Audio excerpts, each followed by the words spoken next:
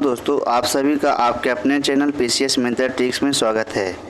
आज के इस वीडियो लेक्चर में हम एडिटोरियल द्वारा प्रकाशित बिहार तथ्य संग्रह जो बुक प्रकाशित की गई है उससे संबंधित हम बिहार के बारे में जो संक्षिप्त परिचय है उसको हम देखेंगे।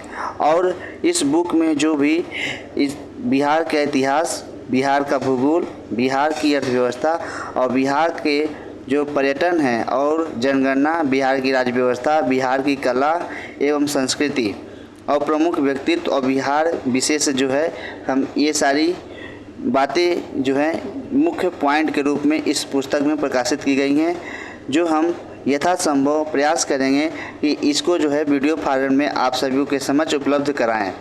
और ये बिहार बीपीएससी के एग्ज़ाम के लिए बहुत ही इम्पोर्टेंट है और बीपीएससी ही नहीं, बिहार में होने वाले समस्त एग्ज़ाम के लिए ये बुक बहुत ही इम्पोर्टेंट है, जो कि एडिटोरियल द्वारा प्रकाशित की गई है। तो आइए हम देखते हैं कि बिहार सामान्य परिचय क्या है और उससे संबंधित जो प्रमुख पॉइंट है उसको हम ध्यान से पढ़ते हुए आगे बढ़ते हैं। ठीक है, तो आइए देखते हैं क्या है सामान्य परिचय बिहार। सबसे पहले ये जान लेते हैं कि बिहार को बिहार क्यों कहा जाता है। 12वीं सदी में बौद्ध विहारों की बहुलता थी इस क्षेत्र में, जिसके कारण इस क्षेत्र को बिहार नाम से जाना गया। ये जो बिहार होता था ये बौद्ध भिक्षुओं के लिए निवास स्थल और प्रार्थना स्थल हुआ करता था। ठीक है, जिसकी वजह से बिहार से बिहार नाम पड़ गया। आइए नेक्स्ट की ओर बढ़ते हैं। अब हम बात करते हैं कि वह भौगोलिक स्थिति में बिहार की स्थिति क्या है। तो बिहार उत्तर पूर्वी भारत राज्य में स्थित है। बिहार उत्तर पूर्वी भारत में स्थित है। अगर हम इसकी देशांतर रेखाओं की बात करें और अक्षांश रेखाओं की बात करें तो जो इसके नॉर्थ में है 27 डिग्री 31 मिनट 15 सेकंड उत्तरी अक्षांश में स्थित है। और अगर हम दक्षिणी अक्षांश की बात करें तो ये 24 डिग्री 20 मिनट 10 सेकंड उत्तरी अक्षांश की ओर अवस्थित है। ठीक है, अगर हम इनकी देशांतर की बात करें जो पूर्व दिशा में है 88 डिग्री 17 मिनट और 40 सेकेंड पूर्वी देशांतर, और पश्चिमी देशांतर की बात करें तो 83 डिग्री 19 मिनट और 50 सेकेंड पूर्वी देशांतर में अवस्थित है। अगर हम पूरे बिहार की जो लंबाई है, अगर हम वेस्ट टू ईस्ट की अगर हम बात करते हैं तो वो 483 किलोमीटर की इसके पूरे दूरी है। और अगर हम नॉर्थ टू साउथ की बात करें तो वो 345 किलोमीटर की दूरी है। तो इस प्रकार हमारे बिहार की अवस्थिति है, भौगोलिक स्थिति। आइए नेक्स्ट की ओर चलते हैं। चलिए देखिए, जैसा कि हमने बताया कि अक्षांशीय विस्तार और देशांतरी विस्तार। ठीक है, अगर राज्य की अगर बात करें यानी बिहार राज्य की बात करें तो ये आयताकार इसका स्ट्रक्चर है। ठीक है, आइए नेक्स्ट की ओर बात करते हैं और बिहार के जो प्रमुख कुछ महत्वपूर्ण तथ्य हैं उसके बारे में देखते हैं। 12 दिसंबर 1911 ईस्वी को दिल्ली दरबार में पृथक बिहार प्रांत की घोषणा की गई थी। 12 दिसंबर 1911 ईस्वी को दिल्ली दरबार में पृथक बिहार प्रांत बनाने की घोषणा की गई थी। अगर हम एक और महत्वपूर्ण तिथि की बात करें तो 22 मार्च 1912 जो कि बिहार उस टाइम उड़ीसा सहित यानी बिहार उड़ीसा सहित प्रांत गठन की अधिसूचना जारी की गई थी। अधिसूचना जारी की गई थी 1 अप्रैल 1912 को बिहार प्रांत की गठन किया गया था, बिहार प्रांत का गठन किया गया था। ठीक है, अब हम बात करते हैं कि 1 अप्रैल 1936, तो 1 अप्रैल 1936 को बिहार से उड़ीसा को अलग कर दिया गया था, यानी उस उड़ीसा को अलग अलग राज्य के रूप में बना दिया गया था, यानी बिहार राज्य और उड़ीसा राज्य। ठीक है, एक विभाजन बिहार के और हुआ जो कि 15 नवंबर 2000 ईस्वी में हुई थी, क्योंकि इसके बाद वर्तमान बिहार आज के रूप में मौजूद है। तो जो 15 नवंबर 2000 ईस्वी में जो विभाजन हुआ था उससे झारखंड एक नए राज्य के रूप में अस्तित्व में आया था, जो कि बिहार के पूरे 46% भूभाग के साथ जो है झारखंड जो है देश का 28वां राज्य बना था। तो इस प्रकार हमने देखा जो बिहार के जो महत्वपूर्ण तथ्य थे उसको हमने देख लिया। अब आइए हम देखते हैं कुछ और महत्वपूर्ण तथ्य जो है उनके से संबंधित। ठीक है, अगर हम बात करें बिहार राज्य की स्थापना दिवस, तो बिहार राज्य की स्थापना दिवस को जो है 22 मार्च को मनाया जाता है। बिहार राज्य की स्थापना दिवस 22 मार्च को मनाया जाता है और इसका क्षेत्रफल जो है 94,163 वर्ग किलोमीटर है। इसका क्षेत्रफल जो है 94,163 वर्ग किलोमीटर है। नेक्स्ट पॉइंट की बात करें तो भारत के कुल भौगोलिक क्षेत्रफल का ये जो है 2.86% है। तो भारत का जितना भौगोलिक क्षेत्रफल है उसका कुल 2.86% जो है बिहार राज्य का क्षेत्रफल है। क्षेत्रफल के अनुसार अगर बात करें तो बिहार जो है 12वां बड़ा राज्य है। ठीक है, अब अगर इसकी 2011 जनगणना के अनुसार अगर इसकी जनसंख्या की बात करें तो लगभग 10 करोड़ जो है इसकी जनसंख्या है। 10,40,99,512 जो है इसकी जनसंख्या है जनगणना 2011 के अनुसार। नेक्स्ट पॉइंट जो है भारत के कुल जनसंख्या का 8.6% जो है इसकी आबादी है। ठीक है, हाँ ये संख्या में हमने देखा। अब अगर कुल संख्या अगर परसेंटेज में देखते हैं तो 8.6% है भारत की कुल जनसंख्या का। ठीक, नेक्स्ट पॉइंट की बात करते हैं तो भारत का तीसरा बड़ा राज्य जो है ये माना जाता है जनसंख्या के आधार पर। जनसंख्या के आधार पर भारत का तीसरा बड़ा राज्य बिहार है। और लंबाई में हमने बात की कि 345 किलोमीटर जो कि उत्तर से दक्षिण और 483 किलोमीटर जो कि पूर्व से पश्चिम। ठीक है, और इसका जो बिहार राज्य का जो समुद्री तल से ऊंचाई है वो 173 फीट है। अगर मीटर में इसको कन्वर्ट करेंगे तो 53 मीटर आएगा। और औसत वर्षा यहाँ की जो है 112 सेंटीमीटर है। ठीक है, तो इस प्रकार हमने देखा कि बिहार राज्य से संबंधित जो महत्वपूर्ण तथ्य है हमने उसको देख लिया है। आइए हम कुछ बात करते हैं बिहार राज्य के प्रशासनिक विभाजन से।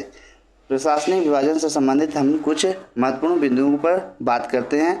तो उसमें जो बिहार राज्य में प्रमंडल की संख्या है वो 9 है और जिला जो है 38 है। अगर हम बात करें जो सबसे अंतिम जिला यानी कि 38वां जिला जो बना है वो अरवल जिला है। और अनुमंडल की बात करें तो बिहार राज्य में कुल 101 अनुमंडल है।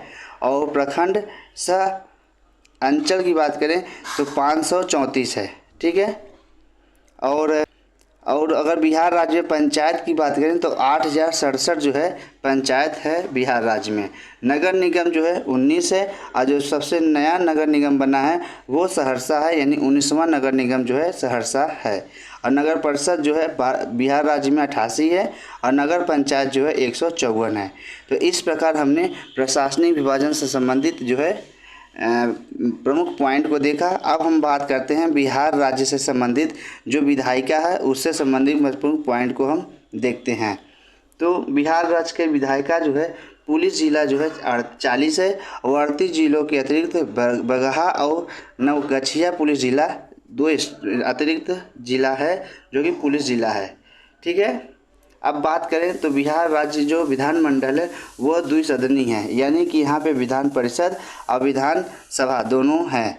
विधानसभा और विधान परिषद ये दोनों यहाँ पे है। ठीक है, अगर हम विधान सभा की बात करें तो बिहार राज्य में 243 सीट और विधान परिषद में जो है 75 सीट है। विधान परिषद में 75 सीट और विधानसभा में 243 सीट। अगर लोकसभा की सीटों की बात करें तो यहाँ पे कुल 40 सीटें और राज्यसभा की सीटों की बात करें तो यहाँ पे 16 सीटें अवस्थित हैं। ठीक है, तो ये आप सभी के लिए बहुत ही इम्पोर्टेंट पॉइंट हो गया। बिहार में विधानसभा के कुल आरक्षित सीटों की बात करते हैं तो आरक्षित सीटें जो हैं वो कुल 40 हैं विधानसभा की।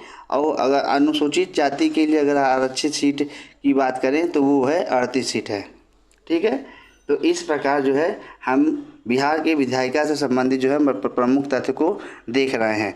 अगर हम बात करें अनुसूचित जनजाति से जो आरक्षित सीट है वो 2 है, वो है कटोरिया और मनिहारी। 2 सीट जो है कटोहरिया और मनिहारी जो है अनुसूचित जाति के लिए आरक्षित की गई है। और लोकसभा में अनुसूचित जाति हेतु जो आरक्षित सीट है वो 6 सीटें हैं। लोकसभा में आरक्षित जो सीटें हैं अनुसूचित जाति के लिए वो 6 सीटें हैं। ठीक है, तो वो 6 सीटें कौन सी हैं?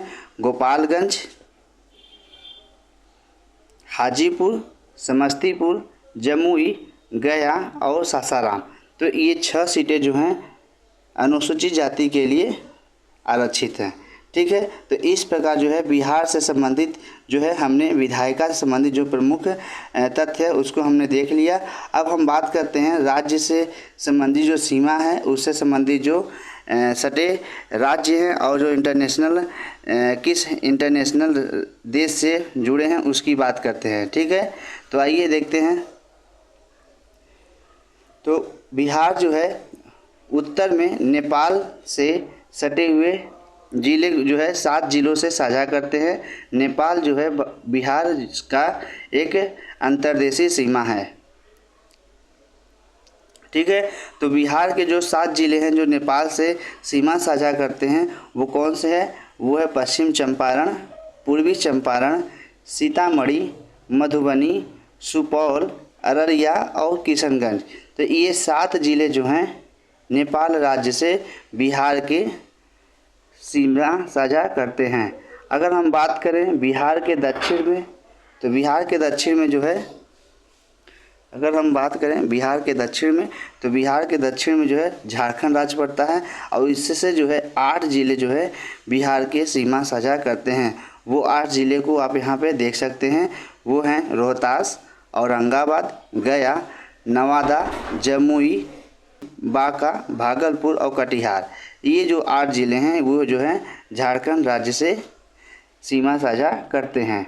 अगर हम बात करें पूर्वी बिहार साइड से, तो वो जो है पश्चिम बंगाल से सीमा साझा करते हैं और वो जो है 3 जिले सीमा साझा करते हैं। तो वो 3 जिले कौन से हैं आप देख लीजिए। 3 जिले किशनगंज, पूर्णिया, कटिहार, ये 3 जिले जो हैं पूर्व में पश्चिम बंगाल से सीमा साझा करते हैं। अगर हम पश्चिम से बात करें तो उत्तर प्रदेश से भी 8 जिले जो हैं सीमा साझा करते हैं। तो वो 8 जिले कौन से हैं वो भी देख लीजिए। 8 जिले रोहतास, कैमूर, बक्सर, भोजपुर, सारण, सिवान, गोपालगंज और पश्चिम चंपारण। तो ये जो 8 जिले जो हैं उत्तर प्रदेश से सीमा साझा करते हैं। और ये जो सीमा साझा से संबंधित जो क्वेश्चन है हमारे बीपीएससी में कई बार क्वेश्चन पूछे गए हैं, तो आप लोग इसको बहुत ही ध्यान से देख लीजिए और बहुत ही सटीक और बहुत ही to the point to the exam से को लक्ष्य मानकर ये बुक को तैयार किया गया है। और हमारे चैनल का जो मोटो है यानी ध्येय वाक्य है वो भी यही है, to the point to the exam. तो हमें उतना ही पढ़ना है जो हमारे एग्ज़ाम के लिए बहुत ही इम्पोर्टेंट है। अगर हम बात करें बिहार राज्य की जो राजकीय प्रतीक चिन्ह है उससे संबंधित हम कुछ पॉइंट को देख लेते हैं। तो बिहार राज्य में जो राजकीय चिन्ह है वो बोधि वृक्ष है और प्रथम राजकीय भाषा जो बिहार की है वो हिंदी है। ठीक है, और द्वितीय राजभाषा जो है वो उर्दू है। ठीक है, तो ये 2 पॉइंट आपको ध्यान देना है। और राजकीय वृक्ष की बात करें तो बिहार राज्य की राजकीय वृक्ष जो है पीपल है।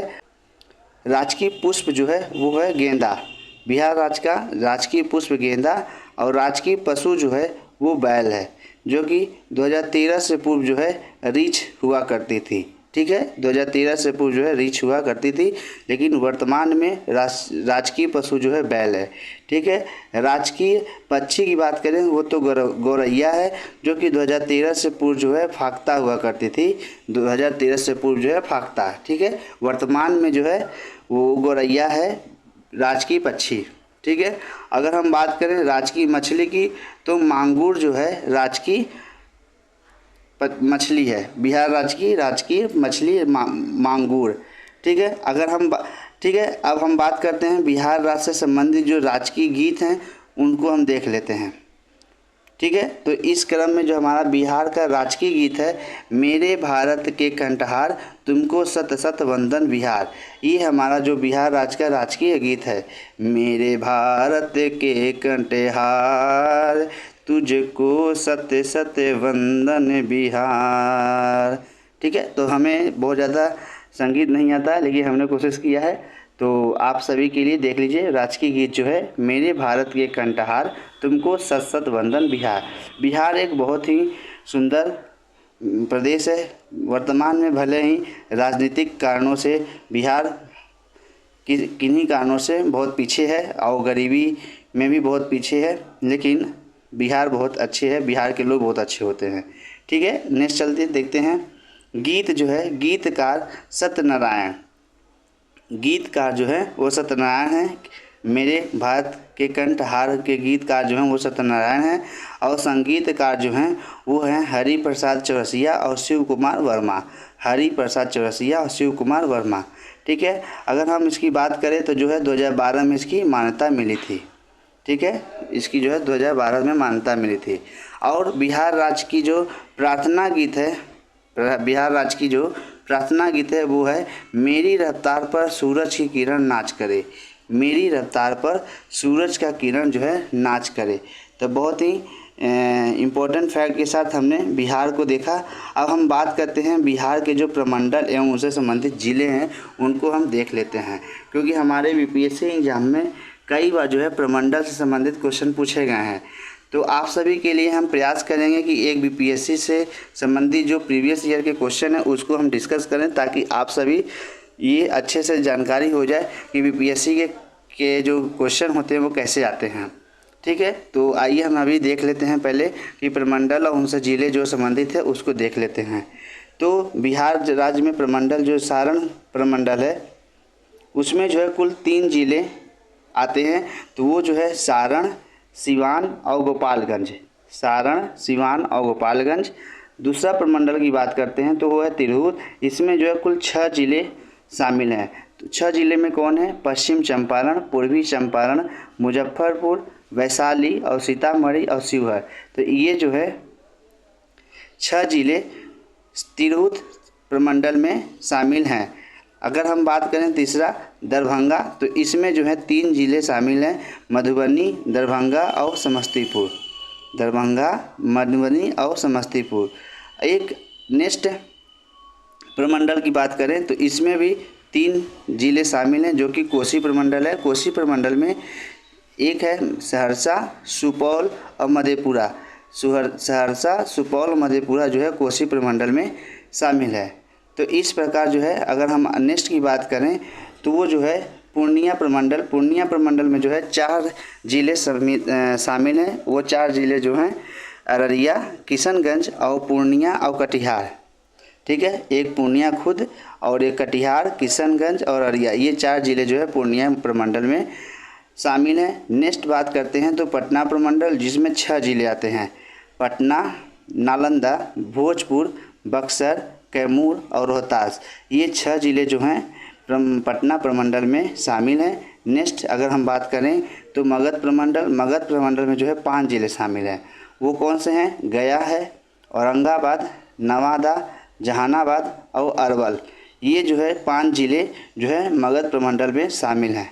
मुंगेर में 6 ज़िले हैं, जमुई और लखीसराय, शेखपुरा, बेगूसराय और खगड़िया, ये 6 ज़िले जो हैं मुंगेर प्रमंडल में शामिल हैं। नेक्स्ट और अंतिम प्रमंडल जो है 9वां भागलपुर। इसमें सिर्फ 2 ज़िले शामिल हैं, भागलपुर और बांका। इस प्रमंडल से संबंधित जो क्वेश्चन आते हैं, मुझे अभी तक याद है कि 3 बार क्वेश्चन पूछे गए हैं, जो कि बहुत ही अभी हाल फिलहाल के बीपीएससी एग्जामों में पूछे गए हैं। ठीक है, तो इसको बहुत अच्छे से ध्यान से आप देख लीजिएगा, बहुत ही इम्पोर्टेंट पॉइंट है। अगर हम बात करें इस प्रमंडल को अगर हम मैप के माध्यम से समझना चाहें तो बहुत अच्छे से समझा जा सकता है। तो आइए देखते हैं प्रमंडल जो है मैप के माध्यम से समझ लेते हैं। देखिए, हमने अभी पढ़ा था कि तिरहुत प्रमंडल, तो तिरहुत प्रमंडल में जो है वो कौन कौन से शामिल हैं तो देख लीजिए। पश्चिम चंपारण में हमने पढ़ा, पूर्वी चंपारण पढ़ा, सीतामढ़ी, मुजफ्फरपुर और वैशाली अभी देखे थे। दरभंगा प्रमंडल की बात करें तो मधुबनी, दरभंगा और समस्तीपुर, ये 3 ज़िले जो हैं इसमें शामिल हैं। तो आप देख सकते हैं यहाँ पूर्णिया, कोसी, भागलपुर, सारण और पटना। ठीक है, और साउथ की बात करें तो साउथ में जो है मगध और मुंगेर, ये जो है पूरे 9 प्रमंडल आप पूरे मैप में देख सकते हैं। हम इसको छोटा कर देना है, आप स्क्रीनशॉट इसको ले सकते हैं। ठीक है, आप मार्केट से इसको बुक भी परचेस कर सकते हैं, बुक से भी आप पढ़ सकते हैं। अगर आपकी इच्छा बुक से पढ़ने की है तो बुक से भी पढ़ सकते हैं, लेकिन जिस भाई बहन को वीडियो फॉर्मेट में पढ़ना है, उसके लिए हम ये वीडियो बना रहे हैं। तो ठीक है, आप देखते रहिए। तो इस प्रकार जो है हमने बिहार से संबंधित जो महत्वपूर्ण तथ्य थे, बिहार से संबंधित जो इनिशियल इन्फॉर्मेशन था जो कि आप सभी को पता होना चाहिए, उसको हमने आप सभी के समक्ष वीडियो फॉर्मेट लाने का प्रयास किया, और जो कि एडिटोरिया के अथक प्रयास से जो ये पुस्तक बनी है उसको हमने वीडियो फॉर्मेट में आप सभी के सामने प्रस्तुत किया है। तो आपको ये वीडियो कैसा लगा ज़रूर कमेंट में बताएं।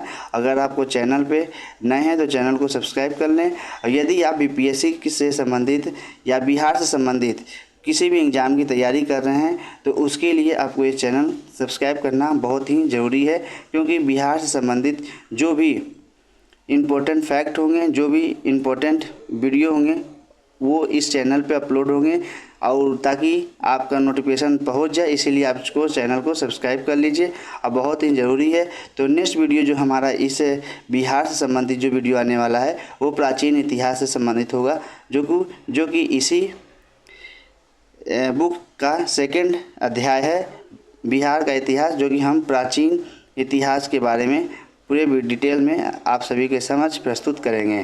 तो इस क्रम में आप देख सकते हैं बहुत अच्छे से इन्होंने प्राचीन इतिहास को दर्शाया हुआ है। तो आप सभी इसको वीडियो फॉर्मेट में पढ़ने के लिए चैनल को सब्सक्राइब कर लीजिए, और अगर चैनल पे अगर कुछ आपकी राय देना है तो यानी कुछ इस हमारे वीडियो में कुछ कमी है या कुछ आपको राय देना है तो वीडियो के कमेंट बॉक्स में कमेंट करिए, ताकि हम उसमें कुछ सुधार करने का प्रयास करेंगे।